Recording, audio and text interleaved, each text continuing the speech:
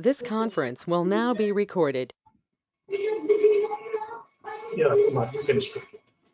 Okay, so this is an introductory session to FHIR. In this particular session, we'll cover what FHIR is about, how the evolution has happened till date in the field of healthcare interoperability, and we reach to FHIR, and few basic concepts of FHIR to give you an overview or a taste how FHIR is implemented and what we can achieve through FHIR.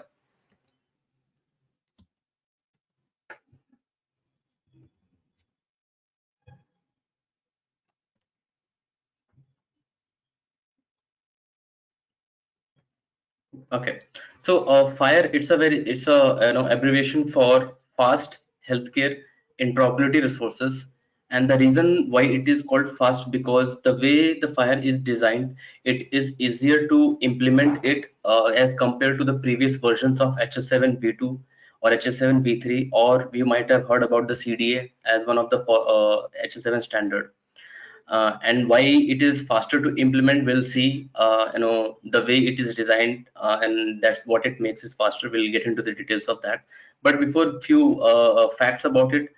Graham Grieve is the father, known as the father of FHIR. He is the person who gave birth to this, the concept of FHIR. And FHIR provides an opportunity to bring the previous versions of HL7, such as V2, V3, and CDA. So this particular standard is a combination of all the positive points or the feedbacks that we got from the fields, from the implementers of HL7, V2, V3, and CDA. And the major advantage of FHIR that it is designed is to use the latest web service technologies such as JSON, XML, which are in much more demand, much more which has much more usability from the developer's perspective or the implementer's perspective. And let's see the applications of FHIR, what we can use FHIR for. FHIR can be used to exchange data within between systems within an institution, or it can be used at a regional level or a state level for the healthcare information exchange, or it can be used at the national scale level as well. For example, for public surveys or the analysis that we do, it can be used for that. And it is also compatible for social media and mobile applications, which are in demand these days in the market. And why FHIR? So the technology is growing very faster, and in all other fields such as banking, technology, latest technologies are being in use.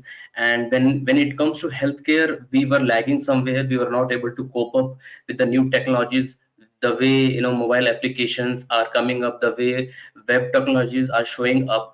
Healthcare was lagging behind that.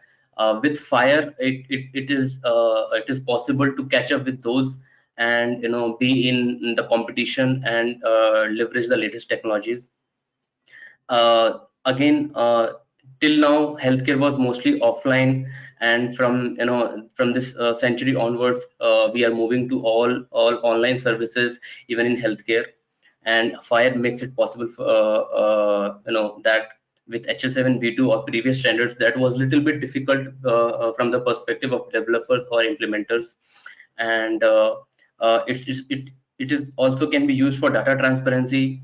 You might have seen your health record showing on desktop applications or mobile applications.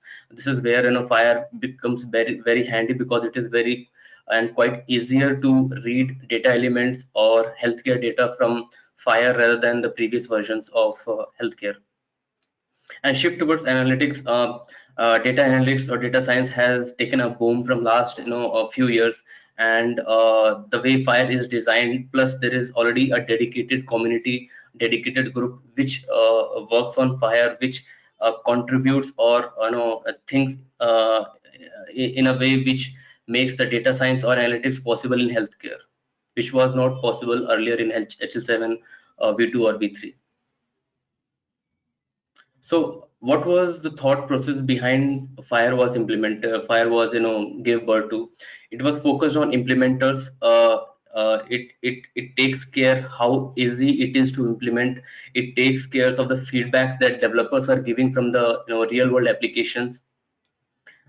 then the another target where fire has always focused on are the common scenarios. For example, every region, every nation will have a discharge scenario where patient is not discharged from the hospital. Every national or region will have scenarios such as admission of the patient or surgeries of a patient. So these common scenarios, fire as a standard gives importance to those and try to standardize those workflows, which makes it easier for a newcomer or a new startup to implement those workflows immediately and start building on those, rather than designing their own workflows or their own data formats. And it is leveraging the web technologies, as I mentioned, with the growing technology. Earlier it was not possible for healthcare to be in competition to leverage all the latest technologies as compared to other sectors. With fire, the major intention behind developing is that so that we can leverage all the new technologies that are coming up, be it smart on fire, be it REST APIs, be it authorization. And the second part is the human readability. As much as we are moving towards making use of the latest technologies and it is implementer focused, but at the same time we are not focusing, or we are not forgetting that this particular healthcare data has to be read by the clinicians, and they might not be as proficient as the implementers or the technical team. And this is where fire has made special efforts to make the fire standard more human readable. It is as easy to read as a Word document or a PDF document, and the content is freely available. That is one of the reason fire is picking up pace and is becoming one of the favorites among the implementers. And as I mentioned, fire is suggesting or designing architectures and multiple paradigms with respect to common scenarios. Now let's talk about fire itself, how the fire is designed. So the way bricks are the modular components of a house. Similarly, in terms of fire, a resource is something that is the minimal independent entity that will come out. We call it as resources. In other terms, any information that can exist on its own or in an independent manner is called resource. For example, any details related to patient can exist on its own. For example, name, demographic details such as gender or address. All the details of patient can exist alone, and we call it resources. Similarly, all the details related to hospital, we call it organization, can exist independent and alone. These can be correlated. These can be come together to create a workflow that this patient has admitted to this particular hospital. This will create the clinical workflows, but at the same time these two entities can also exist alone. Similarly, other resources, if we talk about, are the practitioner details, could be lab details. So these entities can exist independent as well as in woven scenarios where clinical workflows are achieved. And the way resources refer to each other are using URLs. URLs are nothing but unique endpoints, or you say identifiers for resources through which resources refer each other. For example, patient is referring to hospital is through a particular endpoint or through a URL. And as I mentioned, these resources comes together to create or achieve a particular clinical workflow. When these resources come together, we call it profiles to solve clinical or any administrative problems in a practical way. Clinical problems could be such as receiving of lab reports, or making a record of observations of the clinician or the doctor. And administrative problems could be monitoring the inventory of a hospital, monitoring the staff of a hospital. These comes under administrative problems, and these can be easily achieved and tracked through use of fire. And how this file is being exchanged is through either RESTful API or as a message or documents. We call it as a bundle of resources. Whenever there is a combination of resources, we call it bundle. And through RESTful, it could be an individual resource or independent resource can be exchanged, or it can be exchanged as a combination, which we call it as a bundle. This is one typical example how different resources come together and form a workflow. So if you see in the middle there is a medication prescription. So let's assume doctor has suggested or practitioner has suggested this particular some particular medicine to a patient, and let's see how it combines or how it interlinks with all different possible resources. So medication prescription is there, so it relates to one of the resources called condition could be the illness or the medical condition of the patient because of which this particular medication has been prescribed. So this particular resource condition resource will have the details of that particular illness, maybe headache, or maybe serious as a heart attack, or high bp, low bp. Similarly, this particular medication prescription is related to this particular patient. Let's suppose patient A or patient B has been diagnosed with this condition, and this medication prescription has been assigned. So this entity is existing alone, this entity is existing independent, and this entity is existing independent, and these are referring each other through URLs which are suggesting, okay, this particular patient has this particular medication and this particular condition. Similarly, another entity then that can come into picture is the practitioner or the doctor. So now the scenario is this particular doctor or this particular practitioner has diagnosed this patient with this condition, and this medication has been suggested, and this whole thing has happened in this particular encounter is nothing but a scenario where doctor and patient comes together and diagnose or do a session, therapy session. Similarly, there could be another resource which is called medication. So this medication prescription has this medication as suggested, and even FHIR also takes care about in detail depths data. For example, this particular medicine has these particular chemical substances in it. So that level of data can be stored, tracked, monitored through FHIR resources. Now, the question is, we were already having few standards in the past. Why should we use FHIR now? So, as I mentioned, in FHIR, even resources or a chunk of data can exist independent, and I can retrieve that, I can process that, I can consume that.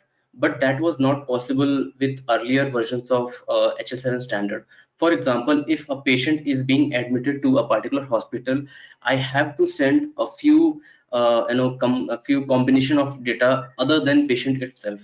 For example, practitioner, for example, message headers, when the appointment has happened, when it is being scheduled, or the encounter details. These were part of that particular message component. Either we send it empty or either we send it with proper details. That was another thing, but we do have to take care of that particular format. Okay, these are the segments should be there. While in FHIR, that dependency has gone. If I want to share the patient data itself, I can just share the patient data. So this has not only reduces the complexity of the exchanging of data, but also reduce the load on the softwares or the equipment that we use in hospitals. And regarding extension as well, so by extension we mean, so FHIR is a standard and it does suggest to cover 80% of the scenarios or the 20% of the scenarios. But in few cases where we want to append the standard for our use case, or to extend the standard for our use case, that is much easier possible in FHIR, because each and every resource, each and every element in FHIR is extensible. So even for complex scenarios, we just need to extend only few elements and we can achieve that requirement in FHIR. While in HL7v2 or previous standards, that was little more complicated. It leads to more bulkier of the data rather than making it more simpler. And the same thing I have reiterated multiple times in this session, that with fire it is easier to leverage the latest technology that are happening in healthcare, while earlier it was not possible. With fire, with the REST API, with web technologies implemented, and in fire we are able to make use of the technology advancements that we are facing in IT sector. And this is another a scenario how we can achieve uh, a scenario of where all the details of a patient is being documented and exchanged from one hospital to another, and how we achieve it through a fire. This is just one simple mapping or relation between that. So composition is one of the resource through which we can achieve this whole documentation thing. So earlier it has a component such as subject. So now we have patient. Earlier it has and documents have author. So we have practitioner. Then assessment. Assessment. What observations are of the practitioner about the patient. What is the chief complaint? Chief complaint is nothing but the problem or the illness that patient is going through. So we capture under the condition resource. And medication. Medication is being captured by the list resource, resource list, since there could be multiple medications, so these can be captured as medication one resource or medication two resources. And similarly, what are the different examination that patient has gone through in a particular hospital, that again can be stored in a resource called list. And what are the different physical exams or observations are there can be linked to that. So this is how different set of informations are being captured in different set of resources, and then these resources are interlinked with each other through the use of URL that I mentioned in one of the starting slides, and we achieve complex scenarios in fire.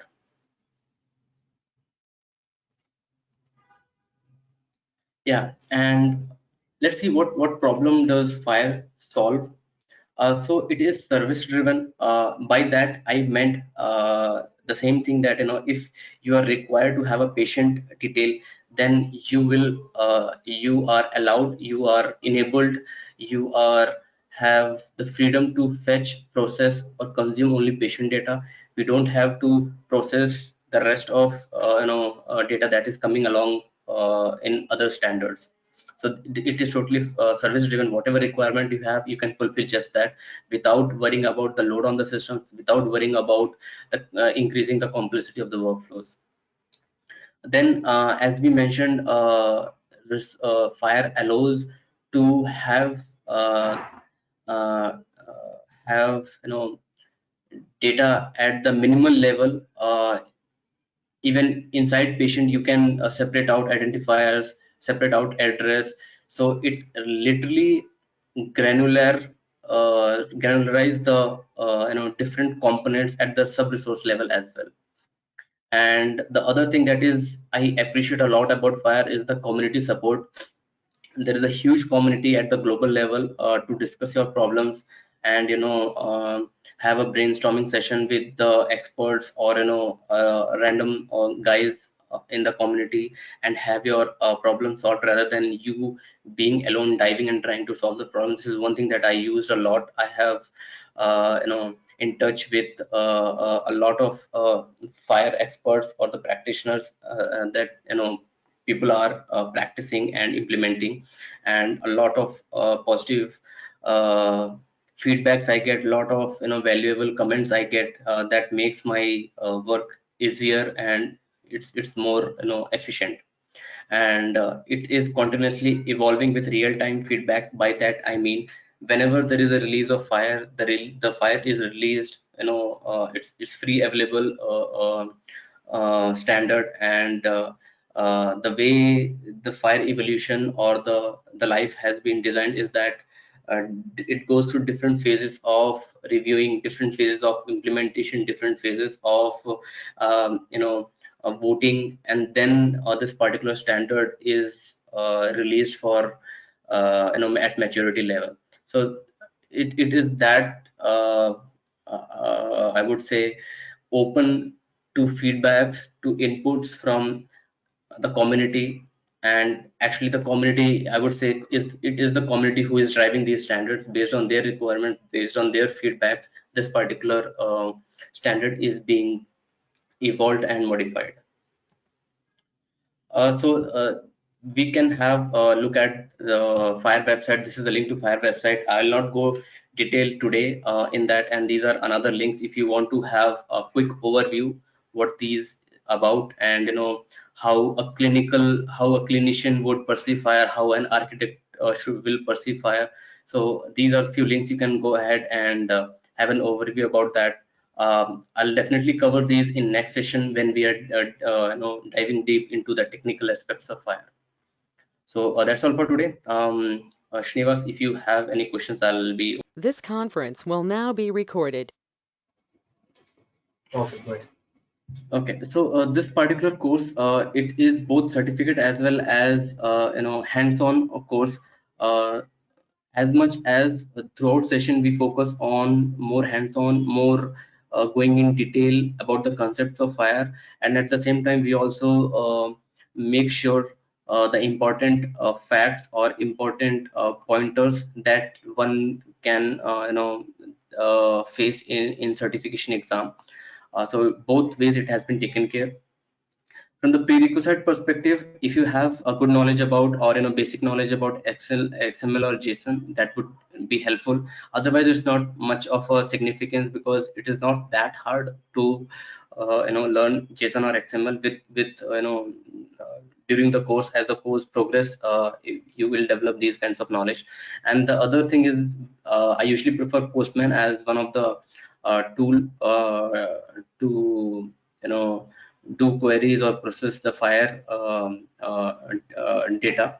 And again, familiarity will help, but it is not as complex that one may need it immediately. It can be learned throughout the course.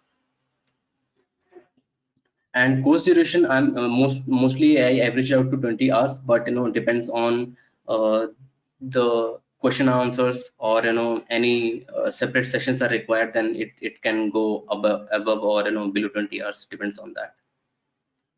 So basically, I'll start with explaining the framework, how the FHIR is being designed. There are different entities or different terminologies that one should be aware of to understand the FHIR itself. So we'll talk about resources, we'll talk about URLs, we'll talk about interactions, we'll talk about how variability is maintained, how various versions of FHIR are being maintained and voted out, on how the maturity level of each FHIR versions evolve. So we'll talk about those from a very high level perspective, so you will gain an idea, or you will gain an insight how the community of FHIR works, and how this particular FHIR resource you can learn on your own if you are using FHIR website for the same. Then we'll cover some details on the interactions. Interactions are nothing but how FHIR resources can be interacted with FHIR server or database at the backend. So we'll cover those, and at the same time, this is one major chunk from the perspective of certification. So I'll also pinpoint the various statements, various information that could be relevant in certification examination. And the second topic that we'll cover is the primitive data types.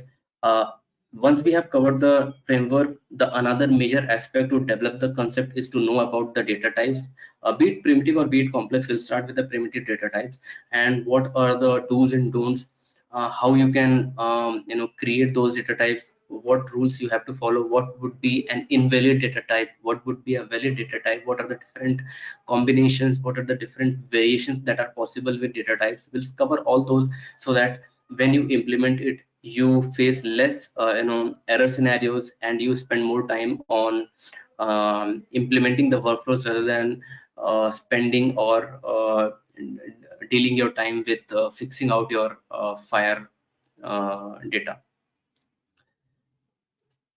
And once we have high level framework, then we'll go into detail how resources work with each other, what are the different components of resources, and then there is another component called domain resources. We'll cover those as well, how domain resources are being separate from resources. Then there are few special resources called basic and binary. We'll cover those, why they are special. So this will give you an overview about fire, how it is being designed. Then we'll cover bundle. Bundle is, as I mentioned, is a combination of resources, and how you can use bundle to achieve a workflow. And then in bundle also there are different types of bundle, which type of bundle has to be used when. So those kind of details will capture. And then how these bundle or resources are exchanged. It can be exchanged through RESTful API, messaging, documents, or through database storage. So we'll cover all these. We'll cover the technical details. We'll cover the rules, how to go for that, what have to follow, what not have to be followed, so that you face less challenges when you are implementing Fire. Then terminology module is another module where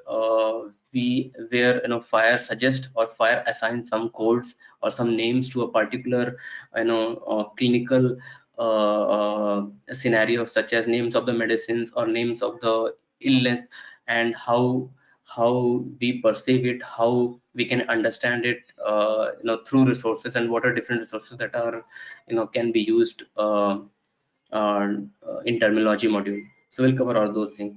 And then conformance resources. Conformance is another major resource. So I'll be covering different resources that are usually should be must mandatory support from the experience that I have gained. These particular resources should be supported for a better design or better architecture perspective, and conformance resource is one of the resources that I see one should support it. And so we'll see different constituting Fire resources of conformance, and different relationship between conformance resources. What are the different use cases where conformance resources can be used? So we'll cover that. And since this is a healthcare data that we are dealing with, so security and privacy is a must. We cannot ignore that. And how Fire takes care of that, so we'll discuss those things in detail. We have a separate session on security, we'll have a separate session on privacy, and what are the different use cases where these can be implemented, and what possible solutions are there to handle or to address these concerns. We'll cover all those. And then another major thing that implementers will work with are the search parameters. Search parameters are nothing but how you can query, how you can fetch a particular healthcare data from a Fire server or the database. And Fire suggests a huge varied possibilities or options to fetch those details and data. So we'll cover all those things. It is divided into few search parameters are common to all resources, few search parameters are depends on usage rules or resources. So we'll cover all those, how Fire has designed the search parameters so that it is much easier to remember, it is much easier to use, rather than every time referring back to the documentation. Then search results parameters. Once we have covered the search parameter, we'll also cover the search result parameters, where we'll talk about the definitions of it, what are the usage rules of it. And RESTful API, as I mentioned, it can Fire. You can exchange data with Fire using at the resource level or at the bundle level. And how these are implemented, how this is possible, will cover in depth. So the different instance types of interaction possible, instance level interactions, then type level interactions, and the whole system level interactions if you want to interact with the complete system rather than just a resource. So how these are being designed, and what are the basics of that, we'll cover those. And once this is done, we'll talk about certification details, where to apply, what has to be taken care, what could the curriculum of it, from where you will get what marks, or the questions, number of questions, what is the pricing, and how we can prepare in the best way. So with preparations, I'll also share a few links which will have the few major information that you can directly refer, and directly sit an exam after that. And I'll also have some mock test that will be designed in a similar manner the way Fire proficiency exam is designed, and that should be enough for preparation of the certification. So with mock test, you will have a question bank, so that at the end of the day or a day before, instead of going through the whole fire standard, you can just go through that question bank and sit for the exam. That should give you a sense of confidence and a feeling of preparation or being prepared. So this is all about the fire course here. Yeah, thank you, Kumar. I have a few questions. Like, Yes. suppose masters completed students want to learn fire. You can able to learn it directly, or you need some experience on HL7 before to learn. I mean, HL7 is the prerequisites to learn fire. So Or is there there, is how is the job market? There is yeah. any jobs are open only for exclusive FHIR, or it's a combination of HL7 with FHIR? So there is no dependency on HL7 or HL7V2 or previous standards to learn fire. If one have a basic knowledge about XML or JSON, that is enough. And I also mentioned XML and JSON is not a typical technology that one cannot learn. It's a very simple thing, and with few interactions, one can easily have an idea about it. So there is, to answer your first question, no, there is no dependency on previous standards. If any person who is fresh to healthcare can directly learn fire. And the second question about the market, or whether it is interdependent, or fire can alone exist. So whatever the new applications that are being built are built on fire. So there is a huge market, from if we see from the potential perspective, any healthcare application is preferring fire rather than previous standards.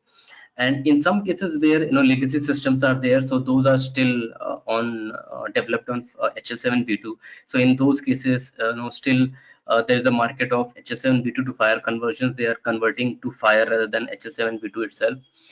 So that is where the dependency is. But otherwise, whatever the new systems are there, they are built on fire. And even the old legacy systems or devices are being migrating to fire. So I see a lot of market there with respect to fire. Okay. And the training will go sort of practical oriented, right? Do we have any system to show something? It's Yeah, simple. so by practical oriented, we use Postman as one of the major tool, as I mentioned. And yes, we'll cover practical scenarios, practical workflows that are happening in the clinical world. We'll try to address those. We'll pick one or two workflows and try to implement those or achieve those through the fire. So yes, it will be totally practically oriented, and it will be a more hands-on session rather than just a theoretical session. Okay. And one more common question, like, do we have any project after this training? Do we do any project oriented? I mean, project, any sample project, something? Sorry, come again, Srinivas. Uh, after completing the training, do we explain one sample project? I have not thought about it, but yes, we can do that. I guess this could be a good opportunity to learn or witness how a fire can be used to achieve any project. Okay, okay. Yeah, Okay, fine. These are the questions in my mind. If I anything more, then I will call and let you know. but definitely. Thank you. Thanks for your time. Thanks for the time.